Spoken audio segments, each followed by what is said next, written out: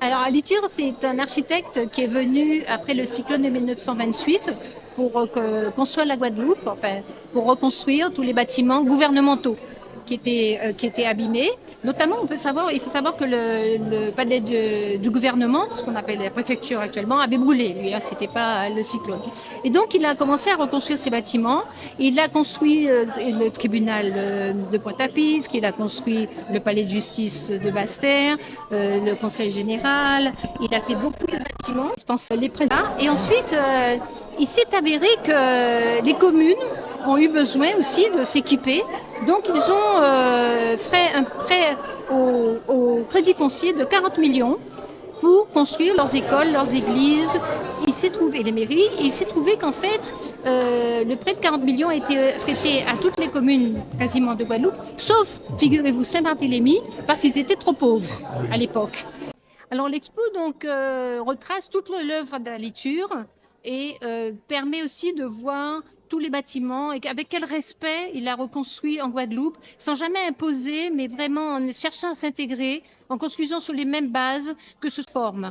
Et donc là, vraiment, avec beaucoup de respect. Caractéristique de cette exposition, c'est que pour la première fois, les gens vont pouvoir voir des meubles d'Alitur. Notamment, on ne le sait pas, mais toutes les chaises du Conseil général encore aujourd'hui sont des chaises Alitur, elles sont encore utilisées. Il en reste 6, par exemple, à la salle d'audience de Capesterre. Donc, c'est très beau. Et en fait, quand les mairies prennent conscience qu'elles ont des meubles d'Alitur et ça prend une valeur extrême parce que c'est là depuis 1930-35. Là, je lance un appel au maire de Baïf sur la colline au-dessus de la mairie. Il y a une petite chapelle sépulcrale et un petit clocher absolument ravissant, mais qui sont en train de tomber en ruine. Il faudrait vraiment faire quelque chose. Il y a le palais de justice de Port-Louis qui a été... La mairie de Baie-Mahault a été détruite. Il faut que les mairies prennent conscience de la valeur de ces bâtiments et qu'elles les respectent et qu'elles les réhabilitent. La mairie du Lamentin est vraiment modèle pour ça parce qu'elle a fait inscrire pour classer ses bâtiments. Ils ont un très bel ensemble au Lamentin et elle est modèle pour ça. Il faudrait que toutes les mairies suivent un peu ce...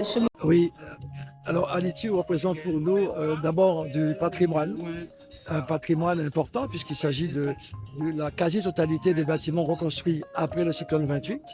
La Guadeloupe était anéantie, on manquait d'ouvriers, on manquait de personnel, tout le monde avait perdu sa maison, donc c'était un drame. Donc c'est d'où l'arrivée d'Alitur. Mais partout en Guadeloupe, il y a de l'Alitur qui traîne et ça a inspiré beaucoup d'architectes. Il a fait des bâtiments jamais très hauts, hein. C'était toujours R+1, comme le palais de justice de Pointe-à-Pitre où nous sommes actuellement. Et il a fait plusieurs centaines de bâtiments, je n'ai pas le nombre exact, je crois que c'est 250. Et à ce niveau-là, on peut dire qu'il a marqué la Guadeloupe, il a transformé la Guadeloupe.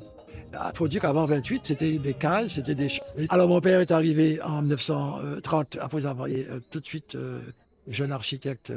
Il a été intégré à l'agence d'Alitur. Il a géré l'agence et il a fait beaucoup de chantiers, énormément. Puis donc, quand il est reparti après les fêtes du tricentenaire en 1935, mon père a pris son envol à ce moment-là et il a fait un peu d'Alitur, mais c'était l'architecture de l'époque. Hein.